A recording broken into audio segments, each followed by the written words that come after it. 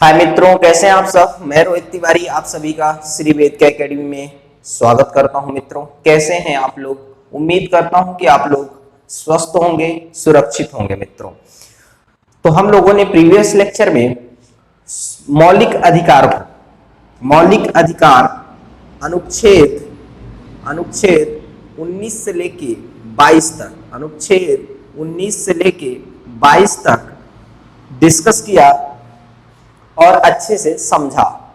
अब हम आज की वीडियो में आज आपके सामने लेके आए हैं उसी का नेक्स्ट सीरीज का नेक्स्ट वीडियो और नेक्स्ट लेक्चर आपके सामने लेके आए हैं, जो कि है शोषण के विरुद्ध अधिकार और धार्मिक स्वतंत्रता का अधिकार।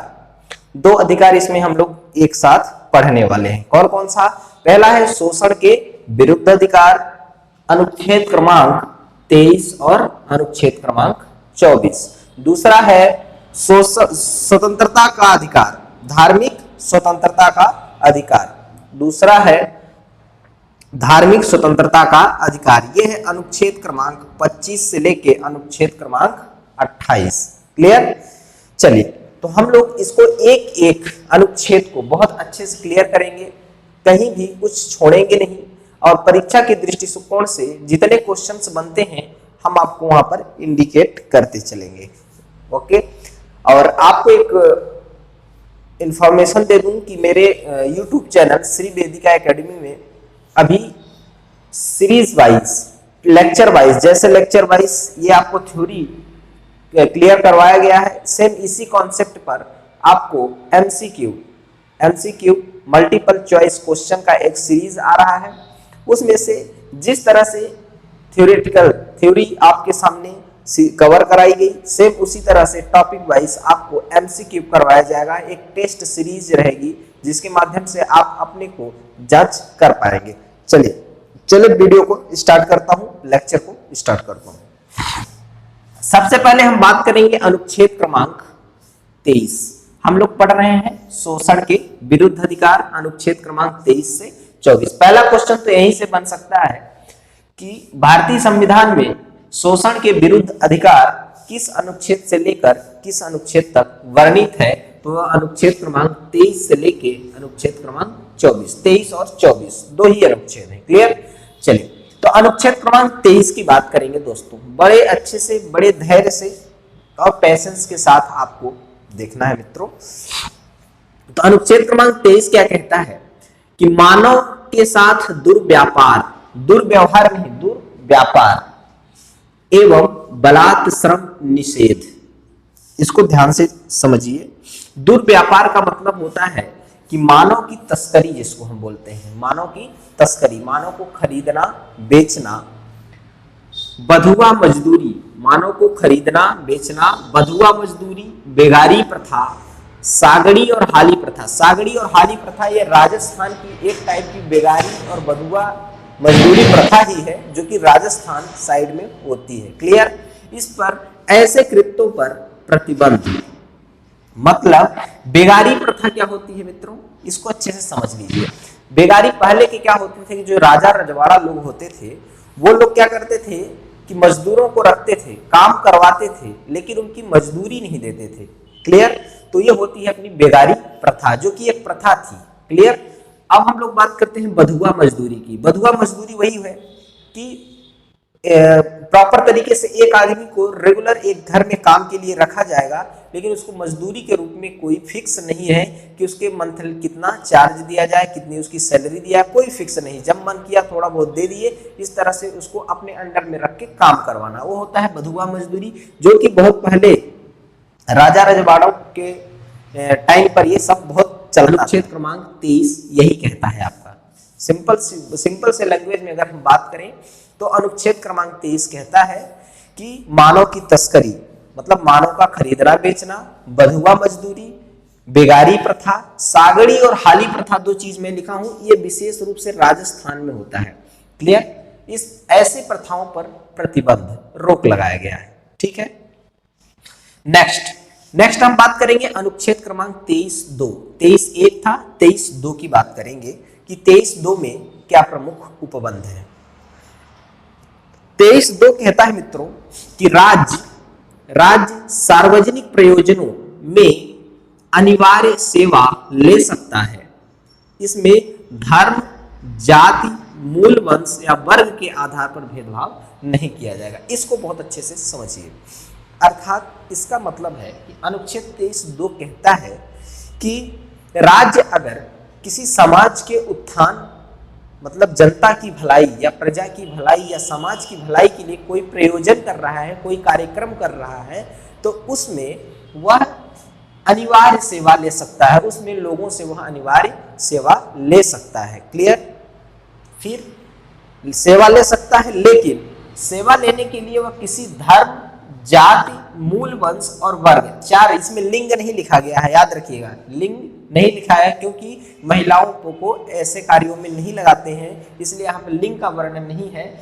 केवल धर्म, जाति, मूल वंश और वर्ग के आधार पर भेदभाव नहीं किया जाएगा। किसी भी जाति, धर्म, मूल वंश का आदमी को वह सेवा ले सकता है। ठीक है, राज्य सेवा ले सकता है। क्लियर? अब हम लोग बात करेंगे मित्रों अनुच्छेद क्रमांक 24। बहुत ही इंपॉर्टेंट है और इससे क्वेश्चंस बहुत सारे आते हैं, इसको ध्यान से अपने को समझना है। अनुच्छेद क्रमांक 24 कहता है बाल श्रम का प्रतिरोध। बाल श्रम का प्रतिरोध। अगर एक व्यवहारिक बात हम लोग करें, अगर हम लोग एक व्यवहारिक बात करें कि यह प्रतिरोध क्यों लगाया गया है, तो दोस्तों बच्चे जो होते हैं, अगर बच्चों से आप छोटी उम्र में ही काम लेना स्टार्ट कर दोगे तो उनका मानसिक और बौद्धिक विकास रुक जाता है, जिससे वो अपने भविष्य को नहीं तय कर पाते और अच्छा जीवन जीने के लिए उनको, सिंपल है कि अच्छा जीवन जीने के लिए उनको बौद्धिक तथा मानसिक उनका डेवलपमेंट होना बहुत जरूरी है, उनका विकास होना बहुत जरूरी है। अगर उनको छोटी उम्र में ही अपन काम करवाएंगे तो उनका ये मानसिक तथा बौद्धिक विकास रुक जाएगा। क्लियर? इसलिए अनुच्छेद क्रमांक 24 में बाल श्रम का प्रतिरोध मतलब बच्चों को काम पर लगाने के लिए प्रतिबंध, उसके लिए भी कुछ शर्तें हैं। क्या है? अनुच्छेद क्रमांक 24 के तहत पहला पॉइंट हम लोग देखेंगे कि 14 वर्ष से कम उम्र के बच्चों को कारखानों, खानों तथा खतरनाक उद्योगों में काम पर नहीं लगाया जा सकता है। 14 वर्ष से कम उम्र के बच्चों को खानों मतलब खदान, जहां पर माइंस वगैरह होती हैं, माइंस में खतरनाक जगह होती है, कारखानों, फैक्ट्रियों में तथा खतरनाक उद्योगों में, ऐसा उद्योग जो जान तथा माल के लिए खतरा हो, ऐसे उद्योगों में बच्चों को काम पर नहीं लगाया जा सकता। क्लियर? नेक्स्ट पॉइंट की हम लोग बात करेंगे कि बाल श्रम पर प्रतिरोध लगाने के लिए एक अधिनियम बनाया गया था 1986 में। 1986 बाल श्रम प्रतिषेध नियमन अधिनियम 1986 में यह अधिनियम बनाया गया जो बाल श्रम पर रोक लगाता है, प्रतिबंध लगाता है, लेकिन इसे सन 2016 में संशोधन किया गया। इसमें सन 2016 में संशोधन किया गया तथा इसका नाम बदल के रख दिया गया बाल एवं किशोर। बाल एवं किशोर, किशोरावस्था के जो बच्चे होंगे उनको और जो बाल्य अवस्था के होंगे उनको, उन पर श्रम पर प्रतिषेध एवं नियमन अधिनियम 1986। उसका नाम बदलकर रख दिया गया बाल एवं किशोर श्रम निषेध नियमन अधिनियम 1986। मतलब बाल्यावस्था के बच्चों को तथा किशोरावस्था के बच्चों को भी काम पर नहीं लगाया जा सकता, उसके भी प्रमुख शर्तें थी। क्लियर? चलिए दोस्तों, तो अनुच्छेद 23 और 24 आपका कहता है शोषण के विरुद्ध अधिकार। अगर शोषण के विरुद्ध अधिकार की बात आती है तो आपके दिमाग में एक नाम चलना चाहिए, वो है कैलाश सत्यार्थी। इसका नाम कैलाश सत्यार्थी। इन्होंने बच्चों के लिए बहुत श्रम किए हैं, बहुत मेहनत किए हैं और तरह तरह के आंदोलन भी इनके द्वारा किया गया है। इनके बारे में प्रमुख 2 से 3 बातें हैं जो कि परीक्षा के दृष्टिकोण से बहुत ही महत्वपूर्ण है, उनको हम लोग पहले यहाँ पर क्लियर करेंगे। कैलाश सत्यार्थी द्वारा बहुत सारे आंदोलन किए गए, लेकिन उनका एक प्रचलित आंदोलन था जिसका नाम था बचपन बचाओ आंदोलन। उनका नाम प्रचलित था, काफी लोग इसको सपोर्ट भी किए थे। तो वो है बचपन बचाओ आंदोलन। किसके द्वारा किया गया था? कैलाश सत्यार्थी। और मेन बात, इनको शांति के क्षेत्र में 2016 में नोबेल पुरस्कार से पुरस्कारित किया गया था। नोबेल पुरस्कार से 2016 में शांति के क्षेत्र में इनको पुरस्कारित किया गया था। और एक बात है, एक पॉइंट और है, बहुत इंपॉर्टेंट है, ये कहीं ना कहीं आपको आने वाले एग्जाम में मिल ही जाएगा। ये है कि 2016 में इनके द्वारा प्रकाशित पुस्तक थी, उसका नाम था आजाद बचपन की ओर। आजाद बचपन की ओर, उस पुस्तक का नाम था आजाद बचपन की ओर। आपको दिमाग में रखना है, क्लियर? चलिए, तो ये था आपका शोषण के विरुद्ध अधिकार, अनुच्छेद क्रमांक 23 और 24। अब हम लोग पढ़ेंगे धार्मिक स्वतंत्रता का अधिकार, अनुच्छेद 25 से अनुच्छेद 28। चलिए दोस्तों, तो अब हम लोग धार्मिक स्वतंत्रता के बारे में बात करेंगे। तो अनुच्छेद क्रमांक 25 क्या कहता है? अनुच्छेद क्रमांक 25 कहता है किसी भी व्यक्ति को पूर्ण अंतःकरण से किसी भी धर्म को अपनाने, आचरण धारण करने एवं प्रचार प्रसार करने की स्वतंत्रता।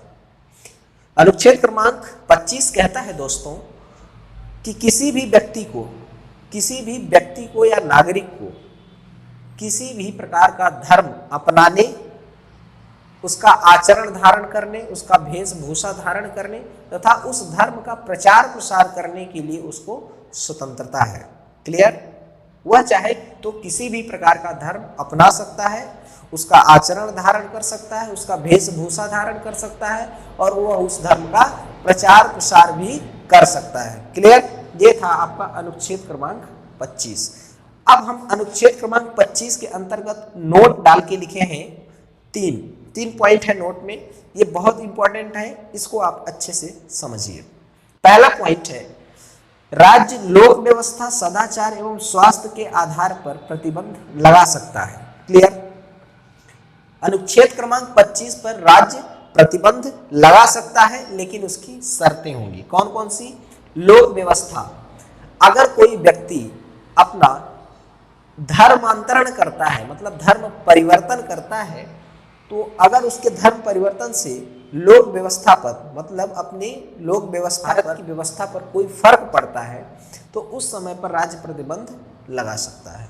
दूसरा पॉइंट है सदाचार, अपनी संस्कृति और सदाचार पर अगर कोई फर्क पड़ता है तो राज्य प्रतिबंध लगा सकता है। स्वास्थ्य, अगर स्वास्थ्य पर कोई प्रभाव पड़ता है तो उस केस में भी राज्य प्रतिबंध लगा सकता है। क्लियर?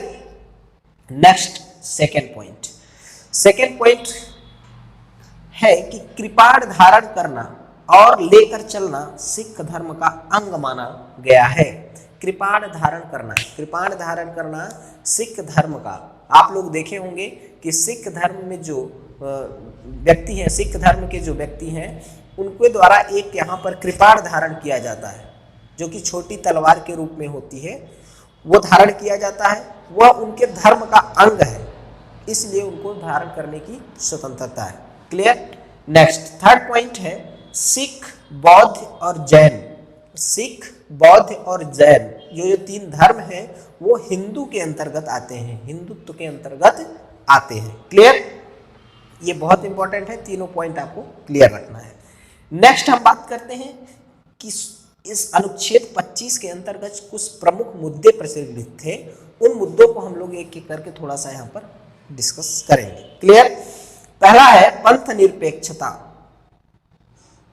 पंथ निरपेक्षता यह एक ऐसा मुद्दा है, जैसा कि हम आपको प्रीवियस वीडियो में पंथ निरपेक्षता शब्द का अपने भारतीय संविधान की प्रस्तावना में भी इसको जोड़ा गया है। कब जोड़ा गया था? 42वें संविधान संशोधन सन 1976 में पंथ निरपेक्षता को अपने भारतीय संविधान में सम्मिलित किया गया था। पंथ निरपेक्षता का अगर शाब्दिक अर्थ की बात करें तो इसका शाब्दिक अर्थ होता कि राज्य का कोई धर्म नहीं होगा, मतलब धर्म को लेकर राज्य किसी के साथ भेदभाव नहीं कर सकता है, वो होता है पंथ निरपेक्षता। ये एक प्रकार का मुद्दा ही था। क्लियर। नेक्स्ट हम बात करेंगे धर्मांतरण। धर्मांतरण भी अनुच्छेद क्रमांक 25 का एक प्रमुख मुद्दा ही है। नेक्स्ट तीन तलाक जैसा कि मालूम होगा कि ये इस्लाम एक धर्म होता है। इस्लामिक धर्म में तलाक दिया जाता है तो वो तलाक 3 प्रकार का होता है। एक होता है तलाक अहसन, तलाक ए हसन और तलाक अबिद्दत। तलाक अबिद्दत को ही 3 तलाक बोलते हैं। तो 3 तलाक का जो मुद्दा था, जो कि हाल ही में सरकार द्वारा कानून बनाया गया था, मुस्लिम महिला विवाह संरक्षण अधिनियम 2018, उसमें 3 तलाक भी अगर बात करें एक प्रकार से तो अनुच्छेद क्रमांक 25 का ही एक मुद्दा है। क्लियर। नेक्स्ट धार्मिक स्थानों पर महिलाओं का प्रवेश। आपको मालूम होगा कि अपने भारत में ऐसे बहुत धार्मिक स्थान हैं कि जहां पर महिलाओं का प्रवेश वर्जित है। क्लियर। तो यह भी एक धार्मिक मुद्दा है। क्लियर। तो ये प्रमुख मुद्दे थे जिन पर अनुच्छेद 25 के अंतर्गत निहित है। क्लियर। चलिए तो हम लोग बात करेंगे नेक्स्ट आर्टिकल, नेक्स्ट अनुच्छेद क्रमांक 26। बहुत गौर से समझिएगा दोस्तों। अब हम लोगों को यह स्वतंत्रता है कि हम कोई भी धर्म अपना सकते हैं, आचरण धारण कर सकते हैं और उसका प्रचार प्रसार कर सकते हैं। तो अनुच्छेद क्रमांक 26 कहता है कि आप इतना ही नहीं कर सकते, आप उसका प्रबंध भी कर सकते हैं, मतलब उस कार्यों उसको बढ़ाने के लिए, उस धर्म को प्रचार प्रसार को बढ़ाने के लिए संस्थाओं की स्थापना भी कर सकते हैं। तो इस प्रकार अनुच्छेद क्रमांक 26 कहता है दोस्तों कि धार्मिक कार्यों में प्रबंध की स्वतंत्रता, धार्मिक कार्यों में प्रबंधन की स्वतंत्रता अनुच्छेद क्रमांक 26 देता है। चलिए इसको एक पॉइंट के रूप में हम लिखे हैं, इसको देखते हैं। प्रत्येक धार्मिक संप्रदाय को, चाहे वो इस्लाम हो, चाहे हिंदू हो, मुस्लिम हो, सिख हो, ईसाई हो, कोई भी धर्म हो, प्रत्येक धार्मिक संप्रदाय को धार्मिक प्रयोजनों के लिए स्वतंत्रता, वह अपने धर्म के प्रचार प्रसार के लिए कहीं भी कैंप लगाकर अपने धर्म का प्रचार कर सकते हैं, यह उनको स्वतंत्रता है। अगर फिर नेक्स्ट बात करें तो संस्थानों की स्थापना, अपने धर्म की शिक्षा देने के लिए वो संस्थानों की स्थापना कर सकते हैं। क्लियर। नेक्स्ट प्रबंधन व प्रशासन का अधिकार होगा। प्रबंधन व प्रशासन का अधिकार होगा। अब उस पर प्रबंध लगाने के लिए, इन सब का प्रबंध करने के लिए अर्थात इन सब का प्रशासनिक बनाने के लिए उनको यह अधिकार प्राप्त होगा। इसके लिए उनको पूर्ण स्वतंत्रता है। क्लियर। नोट अनुच्छेद 26 में भी एक नोट लिखा हुआ है कि राज्य इन पर भी प्रतिबंध लगा सकता है, लेकिन शर्त क्या होगी? शर्त होगी कि लोक व्यवस्था, सदाचार और स्वास्थ्य पर अगर किसी भी प्रकार का प्रभाव पड़ता है तो राज्य इस पर भी प्रतिबंध लगा सकती है। क्लियर। चलिए नेक्स्ट बात करेंगे दोस्तों अनुच्छेद क्रमांक 27। अनुच्छेद क्रमांक 27 क्या कहता है कि किसी विशिष्ट धर्म की अभिवृद्धि के लिए कर न देने की स्वतंत्रता। क्लियर। इसको बहुत गौर से समझिए। अगर किसी भी विशेष धर्म, कोई भी धर्म हो, जैसे दुर्गा पूजा में जब चंदा लेते हैं लोग, इसके थ्रू आप बहुत अच्छे से समझ पाएंगे। दुर्गा पूजा जब करते हैं, गणेश जी बैठाते हैं, तो लोग मोहल्ले में, गली में चंदा लेते हैं। तो उस समय पर कोई अन्य धर्म का जो व्यक्ति है, अगर वो चाहे तो चंदा दे सकता है और चाहे तो नहीं भी दे सकता है। सिंपल है कि किसी भी धर्म की अभिवृद्धि के लिए उठाने के लिए किसी भी व्यक्ति को कर देने के लिए बाध्य नहीं किया जाएगा। क्लियर, कर देने के लिए बाध्य नहीं किया जाएगा। वो चाहेगा तो दे सकता है और वो चाहेगा तो नहीं भी दे सकता है। क्लियर, इसमें देखते हैं, इसका पॉइंट एक लिखा हूं, किसी भी व्यक्ति को किसी विशिष्ट धर्म की अभिवृद्धि, किसी भी विशिष्ट धर्म की अभिवृद्धि तथा उसको पोषण के लिए तथा उसके पोषण के लिए कर अदा करने हेतु बाध्य नहीं किया जाएगा। उसे ऐसा नहीं है, ऐसा कोई रूल नहीं है कि वो पैसा कर दे, ठीक है, उसको बाध्य नहीं किया जाएगा। उसको पूर्ण स्वतंत्रता है, वह चाहे तो कर दे सकता है और नहीं भी दे सकता है। मतलब दुर्गा पूजा में चंदा दे भी सकता है और नहीं भी दे सकता है। क्लियर, समझ गए? चलिए नेक्स्ट बात करेंगे। इसमें एक नोट है, इसको अच्छे से समझिए। धार्मिक संस्थानों के प्रशासन, तीर्थ यात्रियों की सुविधा आदि के लिए शुल्क लिया जा सकता है। इसको ध्यान से समझिए। अगर कोई धार्मिक संस्थान है जो कि काफी प्रख्यात है ना, वहां पर लोग बहुत दूर दूर से लोग आते हैं। जैसा कि आपको मालूम होगा कि हमारे भारत में ऐसे बहुत सारे धार्मिक संस्थान हैं जहां पर लोग बहुत दूर दूर से वहां पर आते हैं दर्शन करने के लिए। तो वहां पर प्रशासन की जरूरत पड़ती है पब्लिक को कंट्रोल करने के लिए और उनको सुविधा प्रोवाइड कराने के लिए। क्लियर, तो उन प्रशासन के लिए तथा धार्मिक यात्रियों के लिए सुविधा, तीर्थ यात्री होते हैं जो उनको सुविधा प्रोवाइड कर, जैसे कि अभी बहुत सारी ट्रेन चलाई गई हैं जो कि तीर्थ स्थानों तक ले जाती हैं, है ना। तो उन ऐसी सुविधाओं को प्रोवाइड अगर कराता है राज्य सरकार, तो उसके लिए वह शुल्क ले सकता है। क्लियर, ये है आपका नोट अनुच्छेद क्रमांक 27 के अंतर्गत। नेक्स्ट हम बात करेंगे अनुच्छेद क्रमांक 28। अनुच्छेद क्रमांक 28 कहता है कि शैक्षणिक संस्थानों में धार्मिक शिक्षा का उल्लेख, मतलब जहां पर शिक्षा दी जाती है जैसे स्कूल, क्या वहां पर धार्मिक शिक्षा दी जा सकती है, उसका उल्लेख अनुच्छेद क्रमांक 28 में मिलेगा। इसमें पहला पॉइंट है, अगर हम बात करें तो इस में 4 प्रकार के शिक्षण संस्थानों का वर्णन है। 4 प्रकार के शिक्षण संस्थानों का वर्णन यहां पर हमको देखने को मिलता है। पहला है ऐसा संस्थान जिसको राज्य निधि से पोषित हो, अतः पूर्णतः राज्य निधि से पोषित संस्थान जैसे सरकारी स्कूल। ऐसे संस्थानों में धार्मिक शिक्षा नहीं प्रदान की जा सकती है। क्लियर, दूसरा पॉइंट है ट्रस्ट द्वारा स्थापित तथा राज्य द्वारा प्रशासित अगर कोई शिक्षा संस्थान है तो उसमें धार्मिक शिक्षा दी जा सकती है। उदाहरण की अगर बात करें तो सरस्वती शिशु मंदिर एक ट्रस्ट द्वारा स्थापित संस्था है, लेकिन राज्य द्वारा उसे प्रशासित किया जाता है। तो इसलिए उस सरस्वती शिशु मंदिर में धार्मिक शिक्षा दी जा सकती है। जैसा कि मालूम है कि सरस्वती शिशु मंदिर में हिंदू धर्म की शिक्षा दी जाती है। क्लियर, नेक्स्ट है राज्य द्वारा मान्यता प्राप्त या वित्तीय सहायता प्राप्त संस्थान।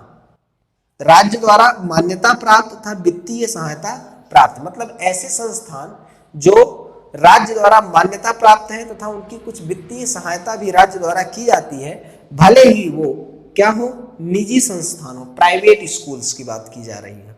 ठीक है, ऐसे संस्थानों में बच्चों तथा अभिभावकों की सहमति से धार्मिक शिक्षा प्रदान की जा सकती है। क्लियर, धार्मिक अगर बच्चे बालिग नहीं है तो अभिभावकों से सहमति लेकर उनको धार्मिक शिक्षा प्रदान की जा सकती है। क्लियर, चलिए अब हम लोग बात करेंगे एक पॉइंट की, जो अपना जो संस्कृत सब्जेक्ट है, संस्कृत जो विषय है उसे एक विषय के रूप में पढ़ाया जाता है, जबकि संस्कृत विषय को हिंदू धर्म में भी श्रेष्ठ माना जाता है। ठीक है, तो ऐसा क्यों होता है? संस्कृत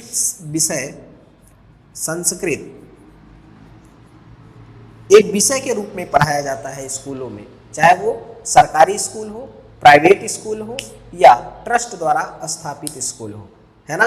तो इस पर हम बात करेंगे कि संस्कृत को क्यों पढ़ाते हैं। देखिए, अगर हम बात करें संस्कृत विषय की, तो संस्कृत विषय एक ऐसी विषय है जिसके द्वारा हमारे भारत की जो प्रमुख संस्कृति है, सामाजिक विधाएं हैं, ये हमारी संस्कृत भाषा में ही निहित थी, जिसके कारण हम यह नहीं कह सकते हैं कि संस्कृत जो विषय है वो किसी प्रॉपर धर्म को मानता है। क्लियर?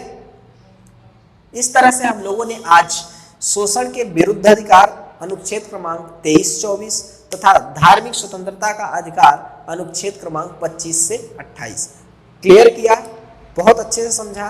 अगर आपको पसंद आया है तो आप चैनल को लाइक शेयर सब्सक्राइब करना बिल्कुल न भूलें। ठीक है, जय हिंद।